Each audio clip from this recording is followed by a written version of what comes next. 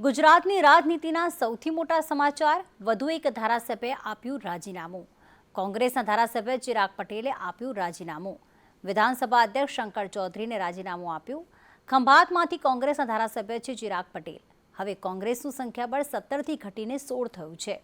તો ગત સપ્તાહે આમ આદમી પાર્ટીના ધારાસભ્યએ રાજીનામું આપ્યું હતું. આમ આદમી પાર્ટીના ધારાસભ્ય ભૂપત ભાયાણીએ રાજીનામું આપ્યું હતું.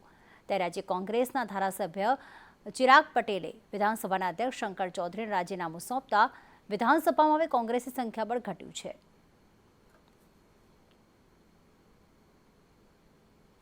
કોંગ્રેસના ધારાસભ્ય ચિરાગ પટેલના રાજીનામા પર રાજ્ય સરકારના પ્રવક્તા મંત્રી ઋષિકેશ પટેલનું નિવેદન સામે આવ્યું છે. ઋષિકેશ પટેલે જણાવ્યું હતું કે કોંગ્રેસના નેતૃત્વના લીધે ધારાસભ્યો નારાજ છે. ખરાબ નેતૃત્વના લીધે આવું થાય છે. અમે કોઈને આમંત્રણ આપતા નથી. આ તો સતત ચાલતી પ્રોસેસ છે. ગુજરાત જ નહીં પરંતુ અન્ય રાજ્યોમાંથી પણ કોંગ્રેસ અહીં સમેટાઈ રહી છે. હાલ કોંગ્રેસમાં કાર્યકર્તાઓ અને નેતાઓ ગૂંગળામણ અનુભવે છે. જ્યારે ભાજપ એક વૈચારિક પાર્ટી છે. કોંગ્રેસની કોઈ વિચારધારા નથી. કોંગ્રેસમાં માત્ર રાજકારણ છે, રાજનીતિ નથી. મોટી સંખ્યામાં લોકો નરેન્દ્ર મોદીને સમર્થન આપી રહ્યા છે. તો કોંગ્રેસ ગુજરાતમાં હાર માની ચૂકી છે. મહત્વનું છે કે ગુજરાત વિધાનસભાની ચૂંટણી પહેલા, વિધાનસભાની ચૂંટણી બાદ કોંગ્રેસમાંથી એક બાદ એક નેતાઓ ભાજપનું શરણ પકડી રહ્યા છે. આગામી લોકસભાની ચૂંટણી સુધી કોંગ્રેસના હજુ પણ વધુ નેતાઓ ભાજપમાં જોડાઈ જવાની શક્યતાઓ વ્યક્ત કરવામાં આવી રહી છે.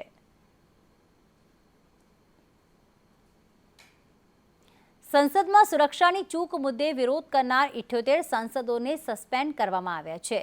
જેને લઈને સંસદની કાર્યવાહી સામે વિપક્ષે મોરચો ખોલ્યો છે.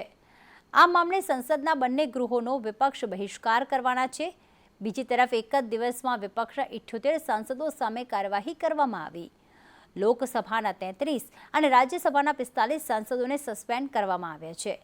જેને લઈને વિપક્ષ દળોની બેઠકમાં ચર્ચા કરી રણનીતિ કરવામાં આવશે. વર્ષ 1989ની જેમ સામૂહિક રાજીનામાની પણ શક્યતા દેખાઈ રહી છે. આ અંગે જેડીયુના નેતા કેસી ત્યાગીએ જણાવ્યું હતું કે સહેમતિ બની તો લોકસભામાં સામૂહિક રાજીનામા આપી દઈશું. આ મુદ્દે હજી વિપક્ષી દળો સાથે ચર્ચા થઈ નથી.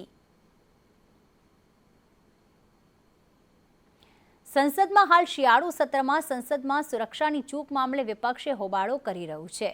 સતત હોબાળાના કારણે 78 સાંસદોને સસ્પેન્ડ કરી દેવામાં આવ્યા છે. આ સસ્પેન્ડ કરાયેલ સાંસદો સદનની સીડીઓ પર બેસીને પ્રદર્શન કરી રહ્યા હતા. આ દરમિયાન ટીએમસીના સાંસદ કલ્યાણ બેનર્જીએ રાજ્યસભાના અધ્યક્ષની મિમિક્રી કરીને મજાક ઉડાવી હતી. આ મામલે રાજ્યસભાના અધ્યક્ષ જગદીપ ધનખડે પોતાની નારાજગી વ્યક્ત કરી હતી. આ સિવાય તેમણે રાજ્યસભામાં પણ આ વાતનો ઉલ્લેખ કર્યો હતો.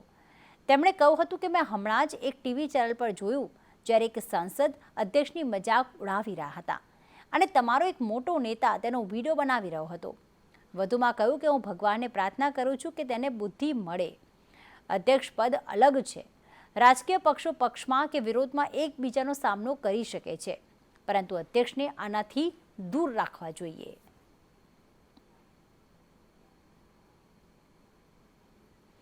ઉત્તર પ્રદેશના વારાણસી સ્થિત જ્ઞાનવ્યાપી મસ્જિદના મામલે મુસ્લિમ પક્ષને મોટો ફટકો પડ્યો છે. સોમવારે એએસઆઈએ જ્ઞાનવ્યાપીના વૈજ્ઞાનિક સર્વેનો રિપોર્ટ રજૂ કર્યો હતો. દરમિયાન આજે અલ્હાબાદ હાઈકોર્ટે જ્ઞાનવ્યાપી સંબંધિત 5 અરજીઓ પર સુનાવણી હાથ ધરી હતી. આજે જસ્ટિસ અગ્રવાલે આ 5 અરજીમાં ચુકાદો આપ્યો હતો. તેમણે મુસ્લિમ પક્ષ દ્વારા દાખલ કરાયેલી અરજીઓને ફગાવી દીધી હતી. અલ્હાબાદ હાઈકોર્ટમાં દાખલ કરાયેલી 5 અરજીઓમાંથી 3 અરજી 1991માં વારાણસી કોર્ટમાં દાખલ કરવામાં આવેલા કેસની જાળવણી સાથે સંબંધિત હતી. તો એએસઆઈ સર્વે સામે અન્ય 2 અરજીઓ દાખલ કરવામાં આવી હતી. કોર્ટ દ્વારા આ 5 અરજીઓ ફગાવી દેવામાં આવી છે. મુસ્લિમ પક્ષ વતી જ્ઞાનવ્યાપી મસ્જિદની વ્યવસ્થા સમિતિ દ્વારા 3 અરજીઓ અને યુપી સુન્ની સેન્ટ્રલ વકફ બોર્ડ દ્વારા 2 અરજીઓ દાખલ કરાઈ હતી.